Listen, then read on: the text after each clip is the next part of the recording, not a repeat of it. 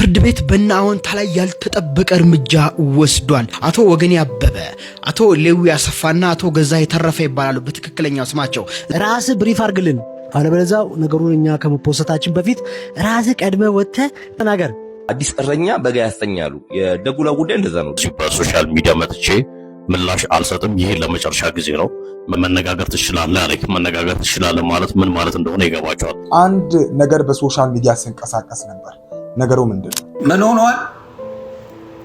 ከሚስቱ ጋር ያለ ቀርጾ ስልኩ ላይ ያስቀምጧል። ታሪኩን ህይወቱን አበላሽተውበታል። ቴሌግራም በጨለማ ላይ ጨለማ ጨምረህብኝ አደርክ። ቴሌግራም የሰራህን ኢትዮጵያ ውስጥ ቤት በወርቅ ነው መገንባት ያለበት የተባለ ነው። ጃም ፋሚሊ በሶሻል ሚዲያ በተለይ በቲክቶክ የሚታወቋቸው ምን አድርገው ነው ይሄ ሁሉ የስድብ ናዳ የሚወርድባቸው? አሁንታ በርሲሳ እንዲሁ ደግሞ ከሱ ጋር አብረው ብዙ በመተባበር በሶሻል ሚዲያ የሚታወቁ ወገን አበበን ጨምሮ በህግ ቁጥጥር ስር መዋላቸው እየተሰማ አለ። ማን ነው ይህንን ያደረገው? አስጌ ዳንዳሾ እንግዲህ በሚያሳዝን ሁኔታ አሁን እጅግ በጣም አስቸጋሪ ሁኔታ ውስጥ እንደገባ በሶሻል ሚዲያ ሲናገር አንድ ያልተጠበቀ ቪዲዮም እንደተለቀቀበት ብዙዎች እየተናገሩ አሉ። ይሄ መረጃ ምን ይመስላል በደንብ ነግራቸዋለሁ። ያልተሰሙ አዳዲስ የሚያስገርሙ ነገሮች በኢትዮጵያ ውስጥ እየተሰሙ አሉ። በዚህ ቪዲዮ ተካተዋል ማለት ነው። እስከ መጨረሻው ቆይታ ስታደርጉ ሙሉ መረጃዎችን ጠቅላላ አድርገን ዋናዎቹን እነዚህን እንመለከታለን። ይህ አቦክ ሚዲያ ነው። ሰብስክራይብ አድርጋችሁ ቤተሰብ እንድትሆኑ እጠይቃችኋለሁ። ጃሚ ፋሚሊ የሚባሉትን እነዚህን የካፕል ቪዲዮችን በሶሻል ሚዲያ በመስራት የሚታወቁትን ታውቃላችሁ። ምንድነው? አንድ ፖድካስት ላይ ቀርቦ ባሏ አንድ ነገርን ተናግሯል። ከዚህ ነገር በኋላ የተናገረው ነገር ብዙዎችን አስቆጥቷል። ምን ነበር የተናገረው? ሰዎችስ ምን እያሉ ነው? እኛ ጂ ፕላስ ምናምን ላይ ስንኖር ምናምን በቃ ሞልቶልን ከዛ ሚስቱን እዛው እስካላኖረ ባልነት የማይሰማው ሰው ካለ ገባ ብሎ የመጀመሪያ ቪዲዮቻችንን የሁሉንም ሪሌሽንሺፕ ነው ማለት የመጀመሪያ ቪዲዮቻችንን ከየት ኮንዶሚኒየም እንደመጡ ከየት አፓርትመንት ምናምን እንደወጣን ምናምን ስታይ ኦኬ እነዚህ ሰዎች በጣም ተግተዋል ማለት ነው። አብረው እግዚአብሔር ደግሞ በትዳር ውስጥ ያስቀመጠው በረከት ስላለ እሱን አቺቭ ያደርጋሉ። ይሄ ንግግራቸው ብዙዎችን በሶሻል ሚዲያ ማስቆጣት ብቻ ሳይሆን ብዙዎችን ያንጨረጨረ፣ ብዙዎች ሐሳቡን እየተቀባበሉት አሉ። ይህ እንግዲህ እንደምትመለከቱት እኔ አሁን ጂ ፕላስ ላይ የምኖርበትን ሁኔታ አይተው ሰዎች ይገረማሉ። እዚህ ጋር አይነት ኑሮ እንደተጀመረ አድርገው ያስባሉ ብሎ ሲናገር ያለውን ቃል አስተውላችኋል? አፓርትመንት ላይ ኖረናል። ኮንዶሚኒየም ውስጥ በጣም ረጅም ጊዜ ዋጋ ከፍለናል አብረን። ኮንዶሚኒየም ዋጋ የሚከፈልበት ቦታ ነው። ከዛ አፓርትመንት ዋጋ የሚከፈልበት ቦታ ነው። በምን ብዙ ሰዎች እንግዲህ ተቀባብለውታል። እንደውም አንዳንዶቹ በጣም በብዙ እየተናገሩ አሉ። ጂ ፕላስ ምናምን መኖሬን አትዩ። አፓርትመንት ኑሬ ያውቃለሁ። በጣም ከመቸገር የተነሳ ተውት። አፓርትመንት ኮንዶሚኒየም ሁላ ኑሬ ያውቃለሁ። ሰው ዛሬ ጂ ፕላስ ዋን ላይ ሲኖር የተሻለ ህይወት ሲኖር ተቸግሮ ማያውቅ ይመስላችኋል? ተቸግሮ ማያውቅ ይመስላችኋል? በጣም ነው የሚገርማችሁ። ይሄ ንግግሩ ብዙዎችን አቃጥሏል። ብዙዎች ማለት ነው እውነት እንዴት መናገር እንዳለባቸው እስኪጠፋቸው ድረስ ማለት ነው ሶሻል ሚዲያ ላይ ወጥተው ሲንጨረጨሩ በቃ እንሪ ስሉ ተመልክቻለሁና ያው ታውቃላችሁ ይሄ የሚነሳው ለምንድን ነው በኢትዮጵያ ውስጥ ብላችሁ ብትጠይቁኝ ግልጽ የሆነ ነው። በኢትዮጵያ ውስጥ እንኳን ብዙ ሰው አፓርትመንት ውስጥ መኖር ይፈልጋል እድል ቢያገኝ፣ ብዙ ሰው ኮንዶሚኒየም ውስጥ መኖር ይፈልጋል እንጂ ኮንዶሚኒየምን እንደ ክፉ ነገር አድርጎ አንዱ እንደውም ምን ብል ጥሩ ነው ኮሜንት ላይ ያየሁት 1997 ያስገባሁት የኮንዶሚኒየም ጥያቄ ስቲል አልተመለሰልኝም፣ የተመዘገብኩት እስካሁን አልወጣልኝም የሚል ኮሜንት ማብብ ያለውና ይሄ ምንድነው? ለምንድነው የኢትዮጵያ ሕዝብ የተቆጣው በዚህ ንግግሩ ብላችሁ ብትለው አፓርትመንት ትንሽ ነገር አይደለም። አሁን እኛ ኢትዮጵያውያን እየኖረን ያለንበት የኑሮ ልክ አይደለም። አፓርትመንት ጎጆ ቤት ራሱ በጣም በስቃይ የሚኖሩትን በሶሻል ሚዲያ ዊናው ዴም እናቃቸዋለን አይደለም። ስለዚህ እንዴት አፓርትመንትን እንደ ትንሽ ነገር፣ እንዴት ኮንዶሚኒየምን እንደ ትንሽ ነገር ሰው ቅንጡ አድርጎ የሚኖርበት ቦታ ነው። በዚህ ልክ መናገሩ ብዙዎችን አስቆጥቷል። እኔም ልክ ነው፣ የራሱን ነገር መናገር ይችላል፣ ያደገበት ነው። ኦሬዲ አሁን እየሰራ ያለውን ነገር ሰምታችኋል። በማዕድን እንደምሰራ ነግሯልና ስለዚህ በጣም ገንዘብ ካለው ፋሚሊ ስለመጣ ነገሮች ለሱ አፓርትመንት በጣም የወረደ ነገር ነው። ከዛ ኮንዶሚኒየም የሚባለው ደግሞ የተጣለ ነገር ነው። የመከራ ቦታ ነው፣ የስቃይ ቦታ ነው። አሁን ጂ ፕላስ ላይ ኦልሬዲ እየኖረ እንደሆነ ሰምታችኋልና ብዙዎች በሶሻል ሚዲያ ለማንኛውም ተነጋግረውበታል። እናንተ እስኪ ሐሳብ እንድታያችሁት ጎበዝ ነህ አንደኛ በርታ ነው የምትሉት ወይስ ተገቢ ነው ብላችሁ አይደለም ብላችሁ ነው የምታስቡት? ሐሳባችሁን ኮሜንት ላይ አስቀምጡ። ግን ኢትዮጵያ ውስጥ እየኖሩ እንደዚህ መናገር እኔ ትልቅ ግፍም ነው የሚመስለኝ፣ ኃጢአትም ነው። ምክንያቱም ታውቃላችሁ ጎዳና ላይ እያደሩ ያሉ ብዙ ኢትዮጵያውያን ስላሉ እንደዚህ ብለን ልንኖር እንችላለን። ለኛ ብሎ እኮ የተሰጠን ከሆነ እየኖርን ከሆነ መልካም ነው። ግን እንዲህ ብሎ መናገር አይ ቲንክ ጥሩነቱ የበዛ አይመስለኝም። ሶሻል ሚዲያ ላይ ብዙዎችም በዚህ ረገድ ጉንትል እያሉ ብዙ ነገርን እያወራሉ። እኔ ልክ ነው ብዬ ነው የማስበው። ምክንያቱም ብዙዎቻችን እየኖርን ያለነው የኑሮ ልክ እጅግ በጣም የወረደ ስለሆነ ኮንዶሚኒየም የረጅም እድሜ ህልም ሆኖበት ብዙ ሰው በመከራ በሰው ቤት ከላይ እየተሰቃየ ባለበት ምድር ላይ ሆነን ኮንዶሚኒየምን ተራ አፓርትመንትን ተራ ማድረግ ጥሩ አይመስለኝም። ለማንኛውም የእናንተን ሐሳብ ማጋራት ትችላላችሁ ጋይስ። አውንታ ባርሲሳን ጨምሮ ወገን አበበ እንዲሁ ደግሞ ሌዊ ላይ ምንድነው የተፈጠረው? ከሰሞኑን በሶሻል ሚዲያ እየተሰማ ያለ ነገር ጥሩ አልሆነም። ለነዚህ ሰዎች የተፈጠረ ነገር ፍርድ ቤት በእነ አዎንታ ላይ ያልተጠበቀ እርምጃ ወስዷል። አቶ ወገኔ አበበ፣ አቶ ሌዊ አሰፋና አቶ ገዛ የተረፈ ይባላሉ በትክክለኛው ስማቸው። እዚህ ቲክቶክ ላይ ከወንጀል ጋር በተያያዘ መረጃዎችን እያጣሩ ለህዝብ የሚያቀርቡ ናቸው። ታዲያ ክስ ቀርቦባቸው ጠበቃው አቶ ደጉ ታደሰ የተባለ ሲሆን ባቀረቡት አቤቱታ መሰረት ፍርድ ቤቱ መዝገቡን መርምሮ ተከታዩን አስገዳጅ ትዕዛዝ ማስተላለፉን የተገለጸው የባንክ አካውንታቸው እንዲታገድ ፍርድ ቤት ትዕዛዝ መስጠቱ የተገለጸ ሲሆን እግድ ተጥሎባቸዋል ነው የተባለው። እነዚህ ሰዎች ከሚባለው በላይ ደጉለው የሚባለው ጠበቃ ደጉለው ራሱን እያለ በሶሻል ሚዲያ የሚታወቅ ሰው አስተውላችኋል? ታውቃላችሁ? ካላወቃችሁ ሰውየው ማን እንደሆነ አሳያችኋለሁ። ግን ይህንን ሰው በተደጋጋሚ በሶሻል ሚዲያ እነዚህ ሶስቱም አካላት ማለት ነው ምን ይሉ እንደነበረ ተመልከቱ። ምን ይሉ እንደነበረ መረጃውን እውነታውን አጣርተው ነው ወይስ ሳያጣሩ? ግን ምን ይሉ ነበር? ለምንድነው ህግስ ለምንድነው የከሰሳቸው? እሱ ለምንድነው አሁን አካውንታቸውም ጭምር የታገደው?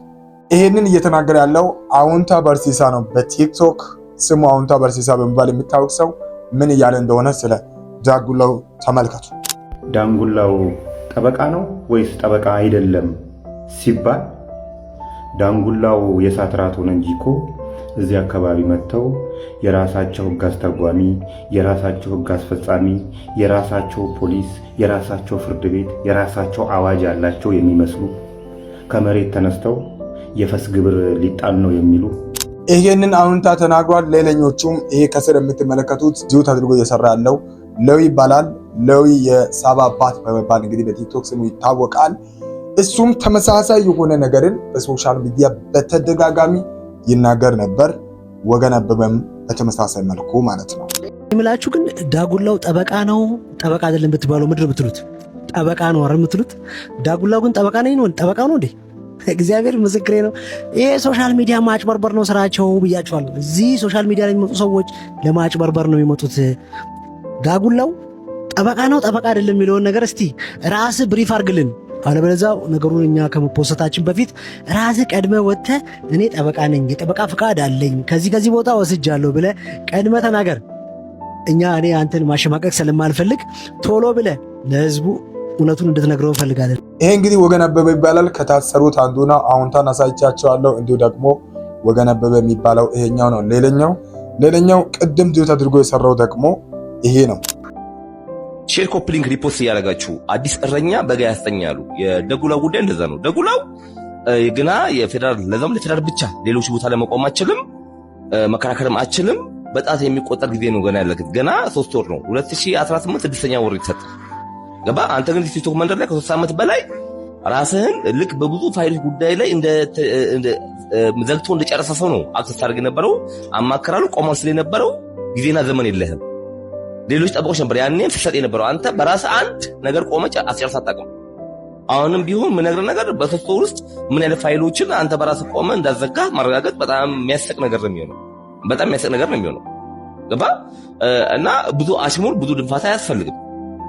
እንዳልኳችሁ ነው። ሌሎች ቦታ ላይ መቆማችንም አሁንም ቢሆን በሌሎች ጉዳዮች ላይ ኬዝ ቢመጣል እንደለመርከው ሌሎች ጠበቆች በኮሚሽን አሳልፈህ ትሰጣለህ እንጂ አንተ መቆማችንም። እቺ የተሰጠች ለ3 ዓመት ብቻ እጠቀምባታለህ። አለቀ። ገና ከሰጠም እንዳልኩ 3 ወር ነው 3 ወር አካባቢ ነው እና ብዙ አንጃ ግራንጃ አያስፈልግም፣ ብዙ አሽሙራ አያስፈልግም። ራስን ገጽታ የገነባበት እኮ ነገር ያስፈልግ። በቃ እኮ አንተ እሳት የላሰ ጠበቃ ስንት ጉዳይ እንደጨረስ ምን አልነካካው አለ እንዴ? አንዴ ሐኪሞችን አንዴ ዩኒቨርሲቲ አንዴ ምን ያነካው ነገር አለ እንዴ? ትቀልዳለህ እንዴ? አሁንም ቢሆን በሌሎች ጉዳይ ላይ መቆም አችልም እነግርሃለሁ። ፌደራል ጉዳዮች ጋር በተመለከተ እዛችሁ ጋር ትመጣለህ። ቻው ቼልሲ። ከዛ በኋላ ይሄንን የሚመሳሰሉ ነገሮችን እውነቱን ለመናገር ስለምታወጡት መረጃ እኔ አሁን ታን ጨምሮ እንዲሁ ደግሞ ወገን አበበን ሌዊንም አሉ ሌሎችም በጣም በቅርበት የሚታወቁ ከነሱ ጋር ቅርብ የሆኑትና እነሱን በጣም ነው የምወዳቸው። የሚናገሩት ነገር አንዳንድ ጊዜ ለህዝብ ቆመው የሚከራከሩበት መንገድ እጅግ በጣም ሊመሰገን የሚገባ ነው። ግን ደግሞ እንደዚህ አይነት ነገሮች በጣም ሪስኬቲቭ ናቸው። በጣም መረጃን ይፈልጋሉ። ሪያሊቲን መረጃን ይዞ መከራከር ላይ ትኩረት ማድረግ ካልቻልክ ነገንም የማበላሸት እድላቸው በጣም ሰፊ ነው። እነሱ ደግሞ አንዳንድ ነገሮች መረጃ የሚያቀርቡት ነገር የለም። ቁጭ ይሉና በቃ ሰውን መናገር መጀመር፣ እንደዛ አይነት ነገሮች ጥሩ አይመስሉኝም። ሌሎቻችሁም እንደዚህ አይነት ነገሮችን ይዛችሁ ለመምጣት ስታስቡ ሪል የሆነ መረጃ ስለ ሰው ቢኖር ይመረጣል። እንግዲህ አሁን በዚህ ሰዓት አካውንታቸው ታግዷል። እነሱ ራሳቸው ወደ ፍርድ ቤት መቅረብ እድላቸው በጣም ሰፊ እንደሆነ እየተነገረም አለ። የሚገርማችሁ ይህንን ያደረገው ደጉለው እያሉ ሁሉም ስሙን እያነሱት እየለጠፉት ያለው ሰው ነው። እሱ ደግሞ የራሱን ሀሳብ ተናግሯል። ይህንን ጉዳይ በተመለከተ በተደጋጋሚ ሲናገር ነበር። ሰዎች የማንንም ፎቶ ይዘው ለጥፈው በቂ መረጃ ሳይኖራቸው መናገር ይችላሉ ወይ? ብዙ ጊዜ ያወራ ነበር።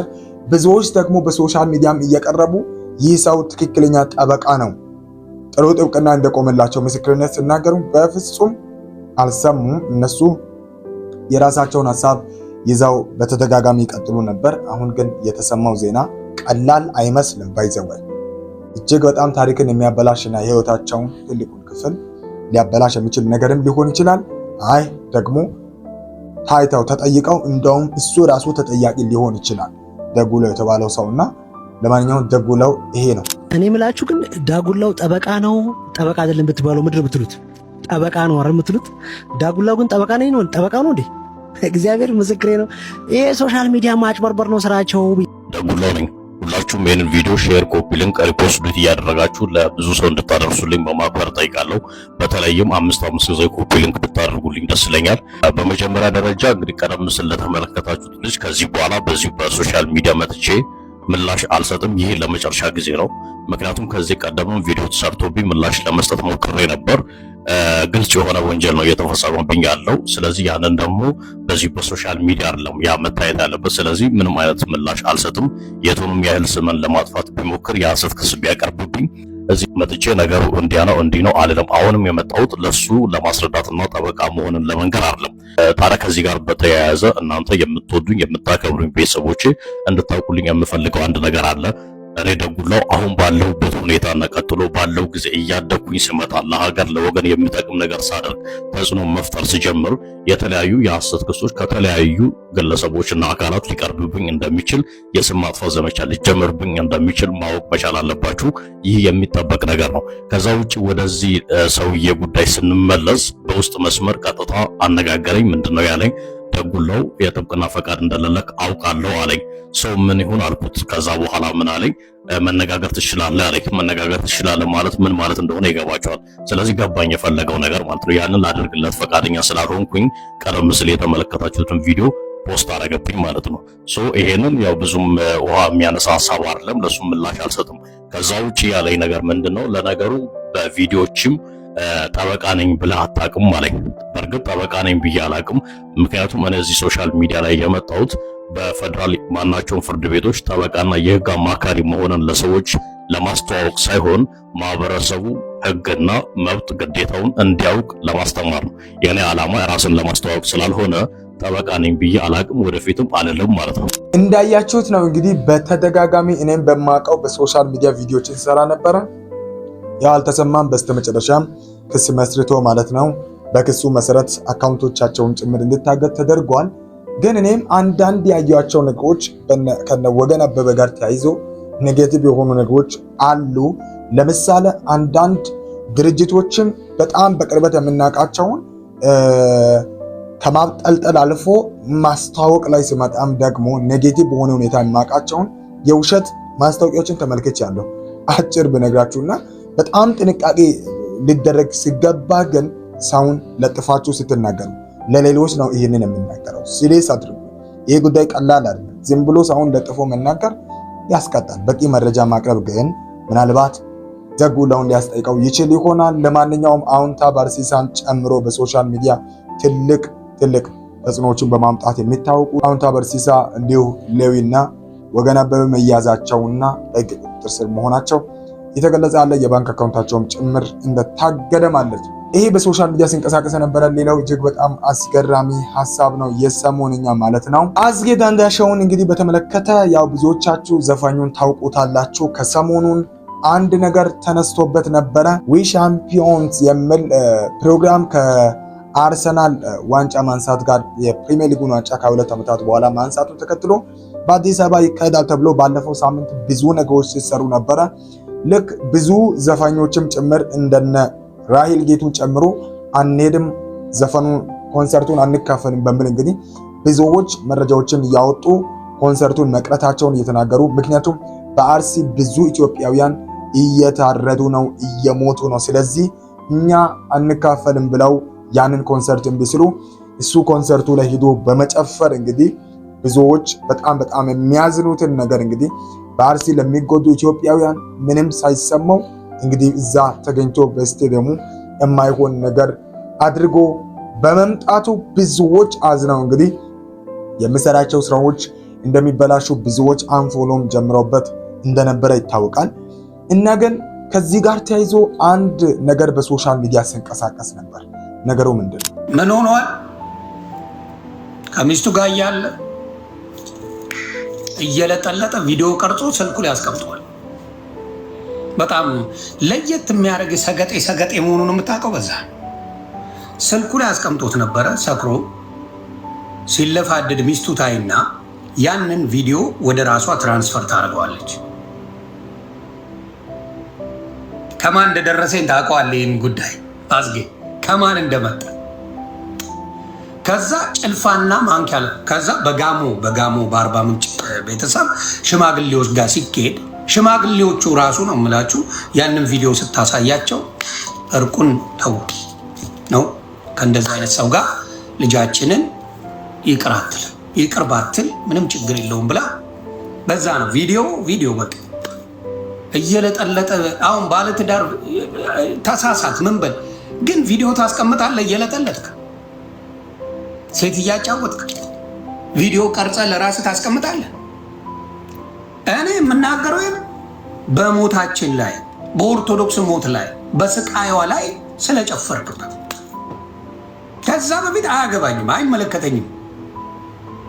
ከሚስት ጋር 9 ይዘህ ብትጋድም አሮንኬ ስኖማ ቢዝነስ ኦርቶዶክስ ላይ ደርሰሃል። ስለዚህ ያንን ነገር ምንድን ነው የምናደርገው? አረገች አሳየቻቸው። ሽምግልና በተቀመጡበት ጊዜ ይኸው እንዲህ ነው ያደረገኝ ብላለች። ቪዲዮን አሳየች በሚሰቀጥጥ ሁኔታ። ይሄ እንግዲህ በጣም አሳዛኝ ድርጊት ከፈጸመ በኋላ የታየ ነው፣ ኦልሬዲ የተሰማ ነው። ይሄንን ዮኒ ማኛ በሶሻል ሚዲያ እንግዲህ እንደምታዩት ብዙ ህዝብ ባለበት ከተናገረ በኋላ ብዙዎች ይሄንን እውነት እያዘዋወሩት አሉ። ግን በጣም የሚያሳዝነው እናንተ ቆይ የምን ችግር ኖሮባችሁ ነው? እባካችሁን ከፍቅር ግንኙነታችሁ ጋር እንዴት የወሲብ ድርጊታችሁ እንዴት ይቀረጻል በስልክ ገጽ? ምን አይነት መጥፎ የሆነ ዘመን ነው? ከምሬን ነው የሚላችሁ። እንዴት እንደዚህ ይደረጋል? ምን ማለት ነው? ለማን ልታሳዩ ነው? በቃ ሞኛችሁን። እውነት አንዱ የሰራው ስህተት ኦልሬዲ ብዙ ተናግረናል። ሁላችንም በብዙዎች ዘንድ ኦልሬዲ በልጠዋል፣ ቦጭቀዋል። ያው ከሚስቱ ጋር እንደተጣላ ሰምታችኋል።